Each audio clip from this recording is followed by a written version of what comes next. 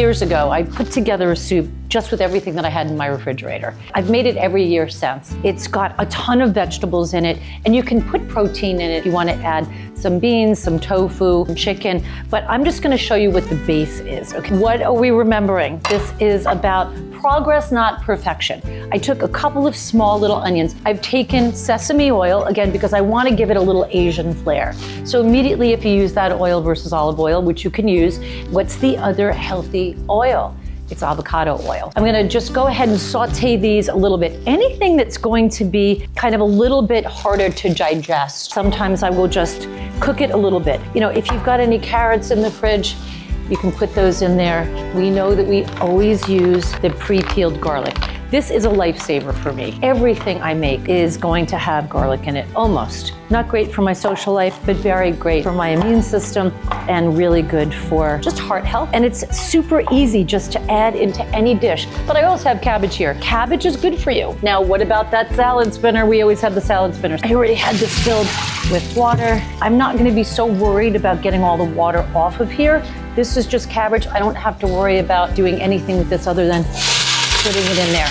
I had a red pepper, I had a green pepper. Again, this is adding flavor. Remember what my boosting your immune system doctor, Liz Bohem, said. Make sure that you're eating the colors of the rainbow. This is a soup that really kind of incorporates that philosophy, which is making sure that you're using all kinds of different vegetables. It looks pretty. So vitamin C has lots of fiber. I think it has antioxidants. I'm just gonna say everything has antioxidants. Just, we're gonna go with the flow because, you know, once again, I am saying, I am a real estate broker. You might be crazy to listen to what I'm having, what I'm teaching you here. This is what I've learned along the way. I'm gonna put that radicchio, just gonna cut it like this. Martha Stewart's probably like, she wouldn't be watching this, but if she was watching it, she'd be horrified at the way that I'm just kind of doing this ad hoc. But you know what?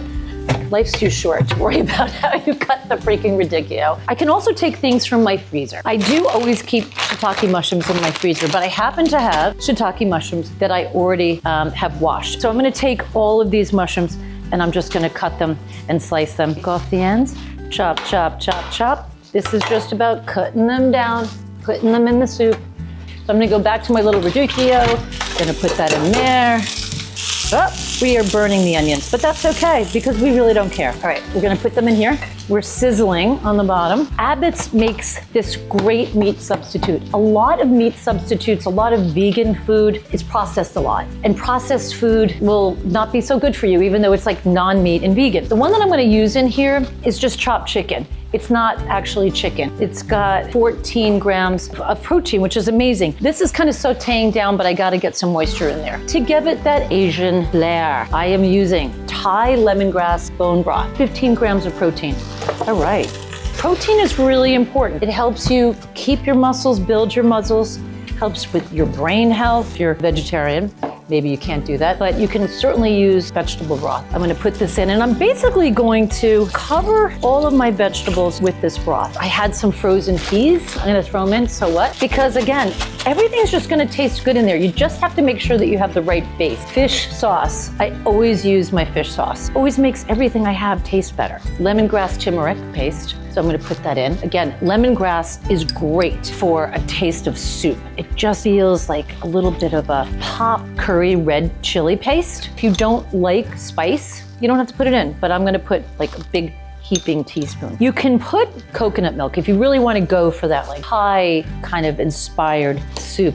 You can put in coconut milk. You wanna make sure that it's unsweetened. Sometimes you can get kind of lower fat. I'm gonna go for the fat. Do not think that this is something that you would be just chugging down. This has got 14 grams of fat. That's for 5 servings. So fat isn't bad for you. It depends on what kind of fat, and it depends on how much fat. I might only take a half a can of this, and just keep in mind that underneath the fat is the liquid. So I'll just go ahead and use the thinner milk. And at the very end, I'm gonna take some of these chilies. Again, I said, whoop, like it's spicy. There's also some parsley that I have. I'm just all about putting green vegetables in there. In terms of spices, I've already put a decent amount of spice, but I will put curry powder in, a little cumin, and turmeric. Turmeric is really good for you, very anti-inflammatory. I'm gonna put a bunch of ginger. I don't think you can ever have too much ginger or too much garlic. At this point, I'm just going to let it boil. Talk about